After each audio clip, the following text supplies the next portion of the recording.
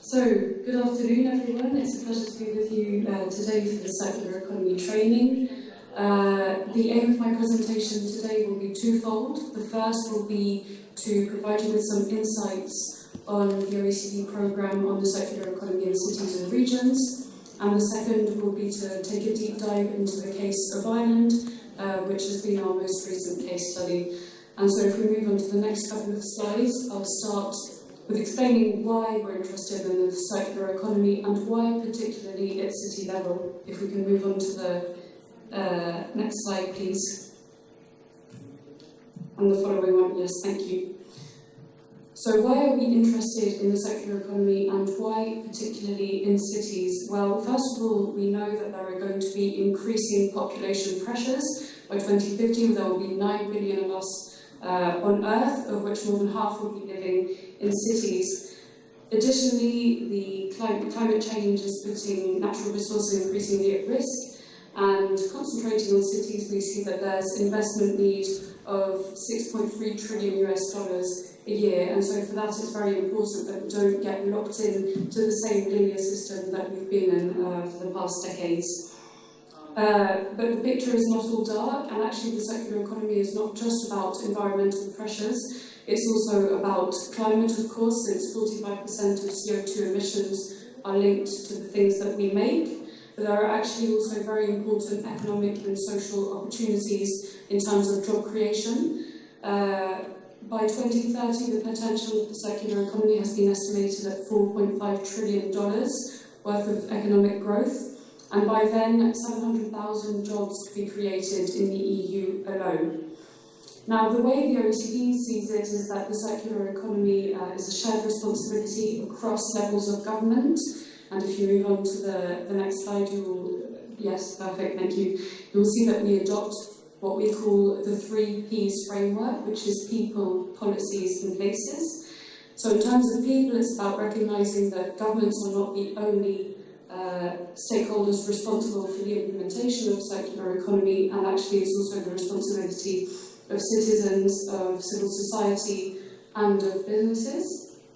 In terms of policies, it's about transcending the usual silos and recognising that the circular economy is not just about waste, but that actually concerns all economic sectors. And in terms of places, it's about connecting rural and urban areas and seeing beyond the administrative barriers of municipalities, of regions, and to think more of a functional approach about how, for example, the waste created in cities can actually serve, for example, as input into agricultural processes in rural areas.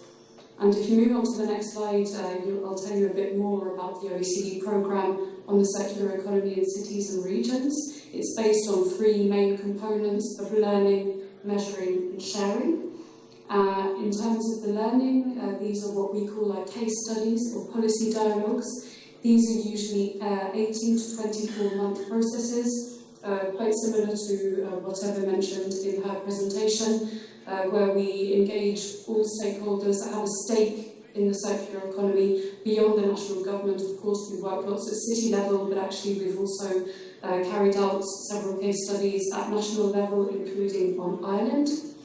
The second component of the OECD programme is about measuring, and so we've developed what we call the OECD scoreboard on the governance of the circular economy as a tool for self-assessment for governments and stakeholders actually to be able to assess where they are in terms of 12 key dimensions of the governance of the circular economy, and I'll come back to those later. And finally, the programme also builds on sharing, so sharing the results of these reports, of course, but also sharing what is new in the world of circular economy, especially at city level. And so for this, we've created a roundtable on the circular economy in cities and regions, which takes place on an annual basis. And we've just held our 4th roundtable a month ago, as you can see. Now, I'd like to focus more specifically, if we move on to the next slide, on some key learnings from the Circular Economy in Cities and Regions Synthesis Report, which was published at the end of 2020. Now, this report built on a survey of 51 cities and regions. As you can see, they are not just in OECD countries and they are not just in Europe. They are dotted across all of the main regions.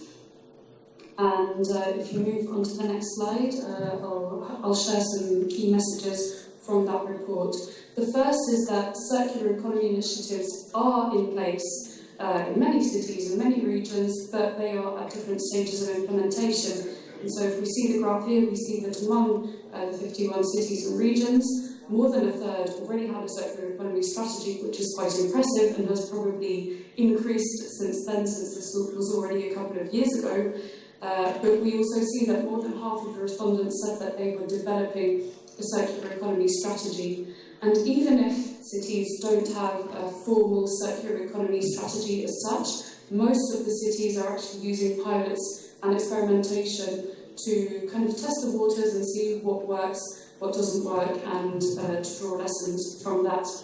What we do see, though, is that key sectors or areas of strategies are very much place-based, and I'll just share a few examples now. In London, key sectors include food, textiles, plastics, electrical equipment in the built environment.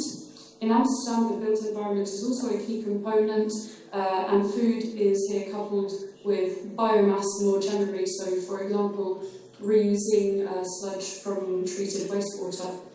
In Paris, it's very much about the local administration leading by example and setting up initiatives related to culture, events, responsible consumption, awareness raising, but also territorial synergies.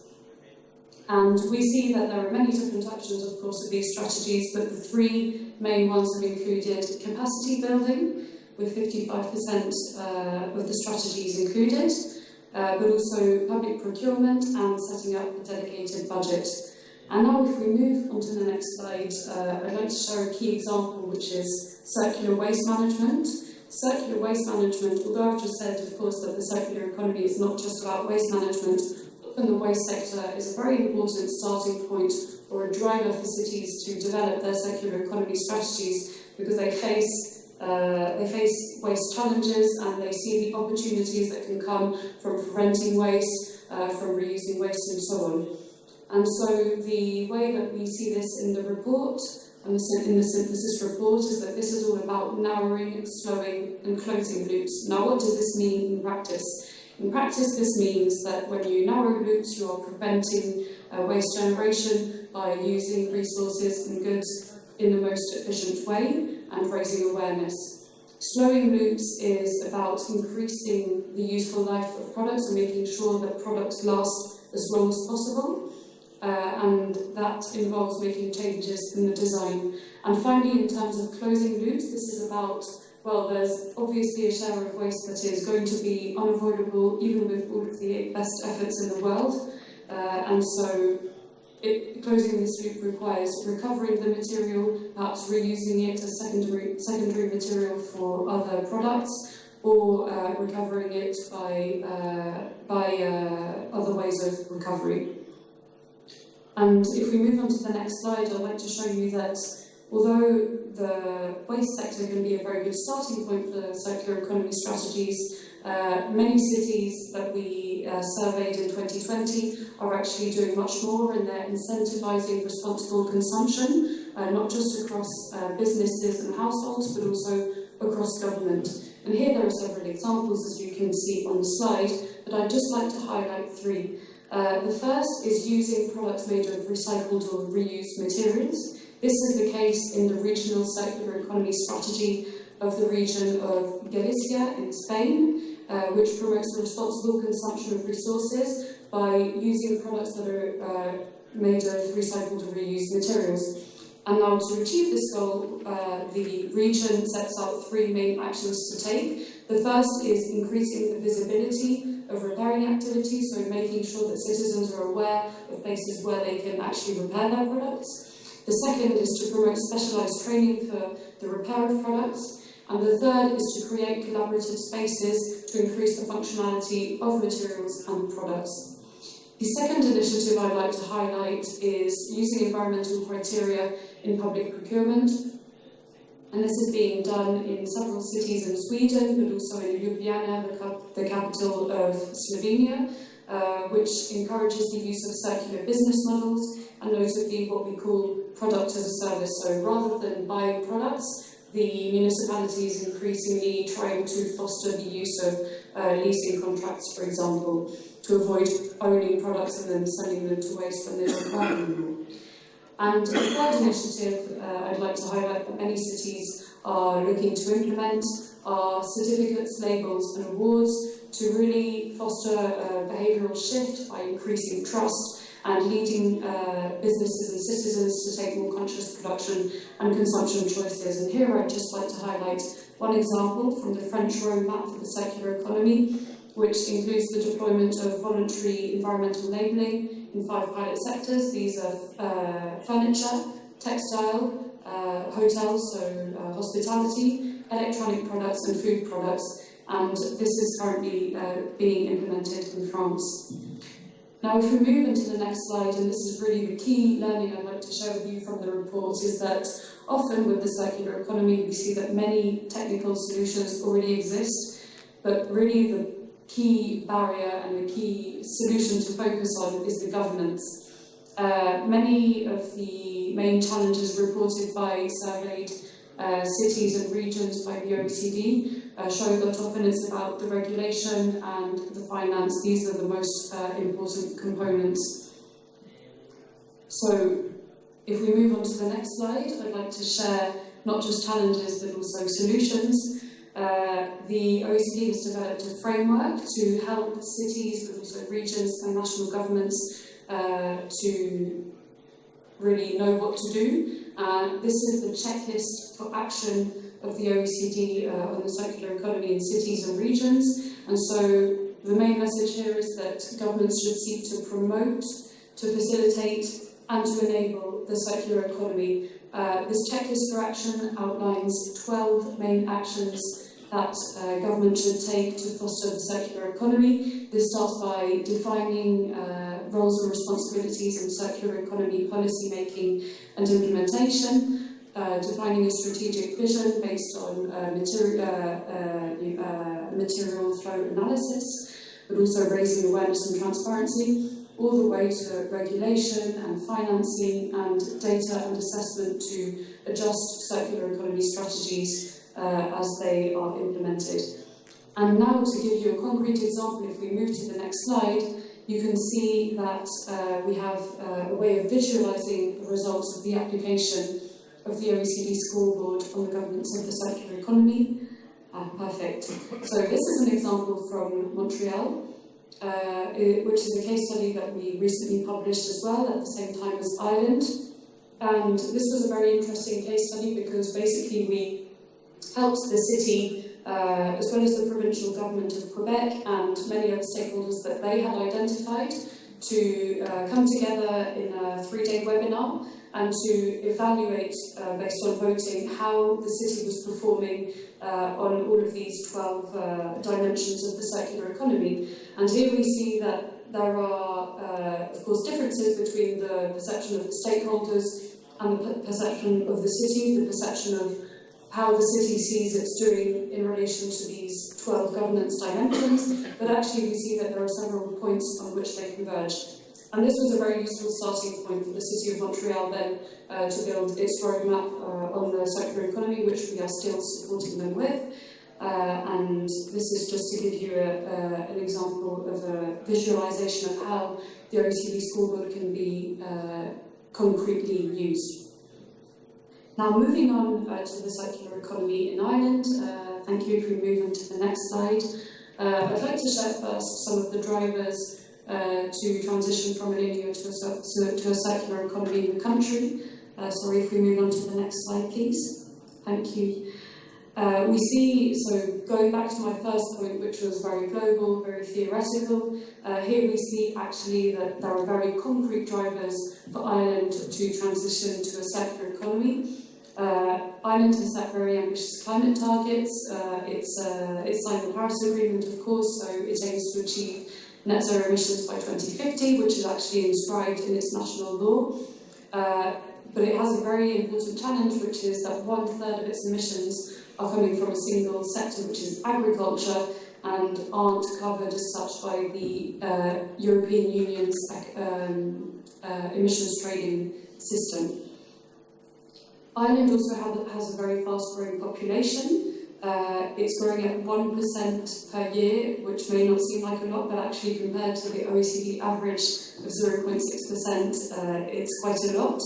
And this will make the population of Ireland increase by 1 million by 2040, I think.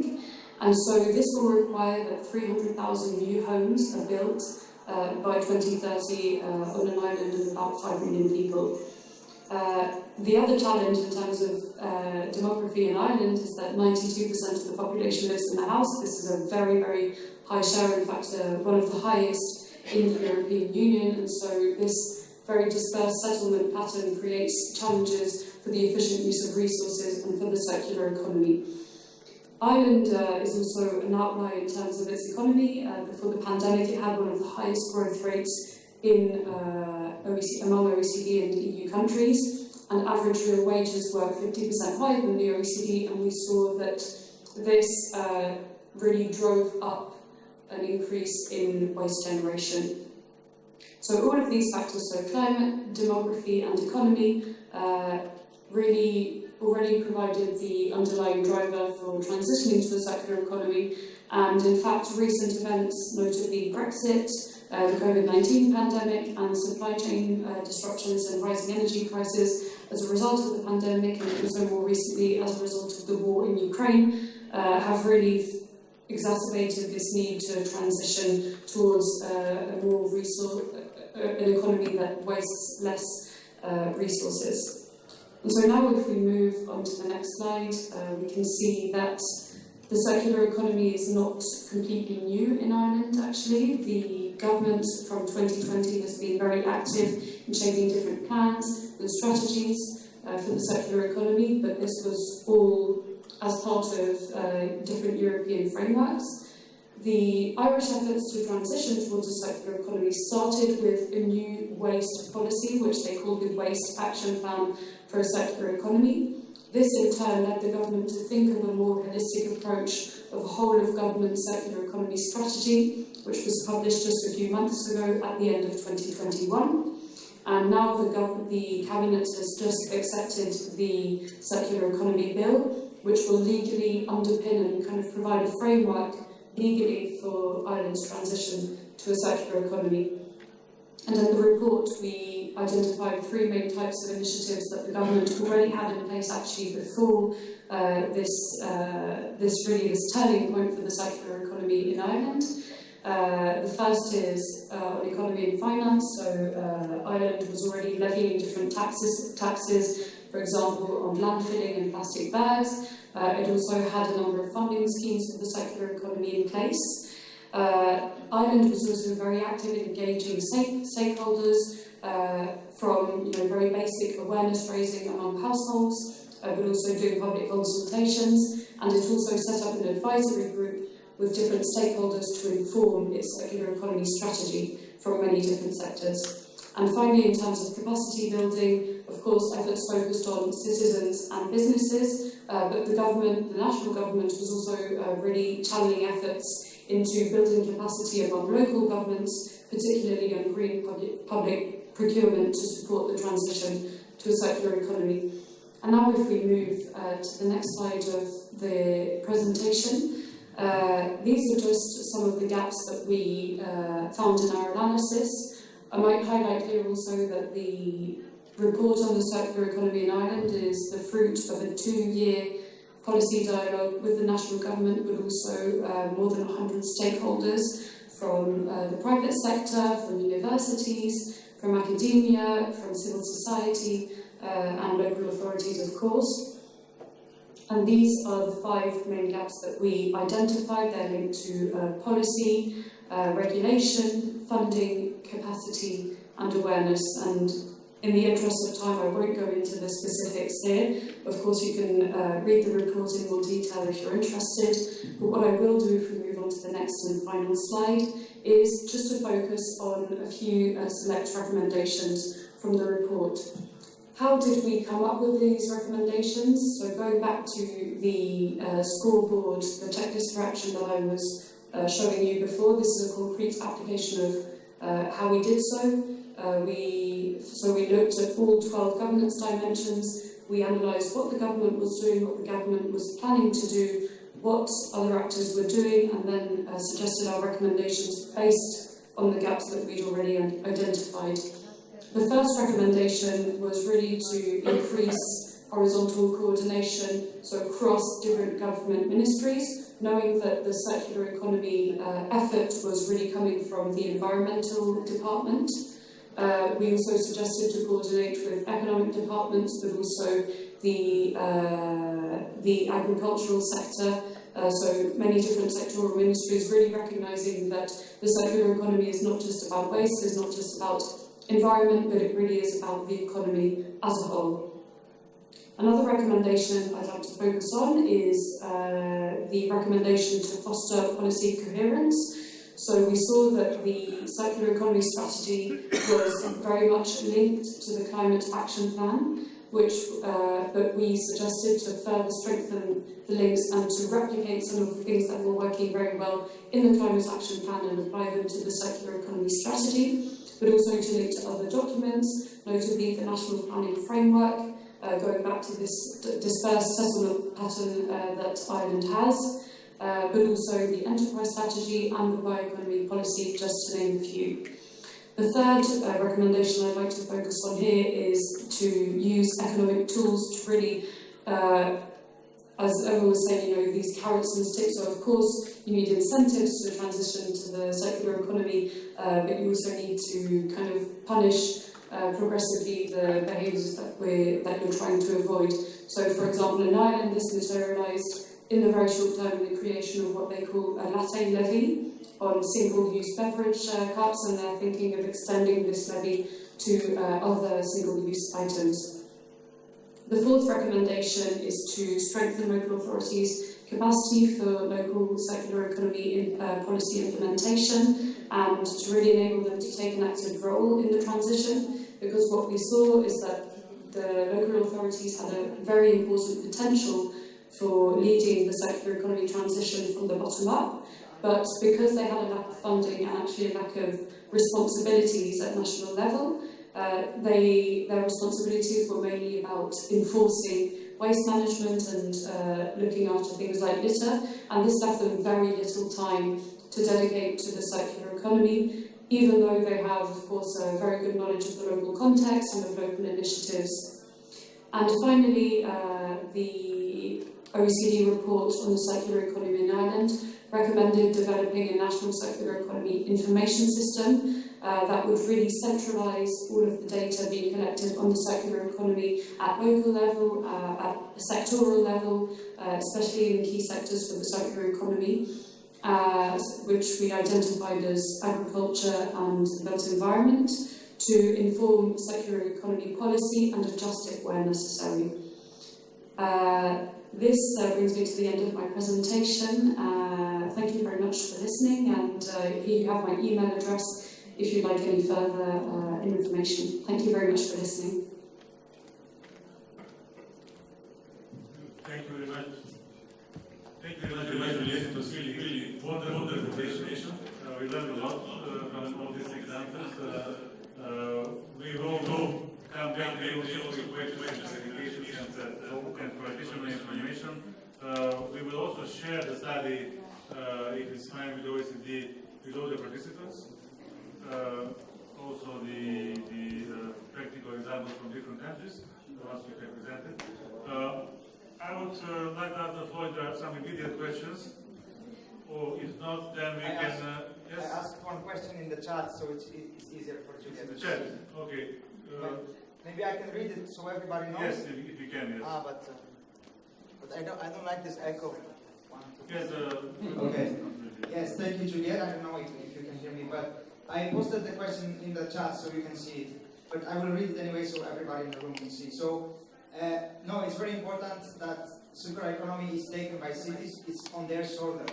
But I wonder on the clash between the competences.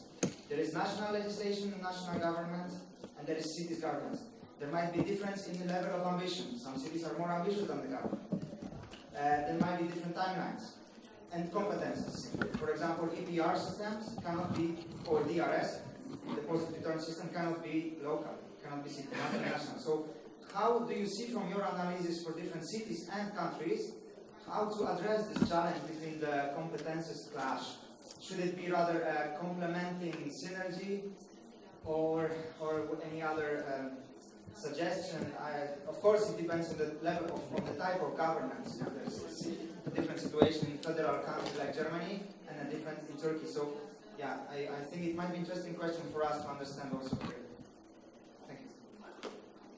Thank you. It's an excellent question, actually. I'd like to start by saying that I don't think that the national and local level have to clash. I think they can actually be very complementary, and this is what our work has really shown us, is that basically the role of the national government often consists of creating the framework for the circular economy to happen at local level, and local governments really are playing the role of engines, of powerhouses of where the circular economy is actually happening and engaging people and engaging businesses. That being said, of course, it's true sometimes we have situations where cities are developing strategies, whereas the national government has no clue as to what to do.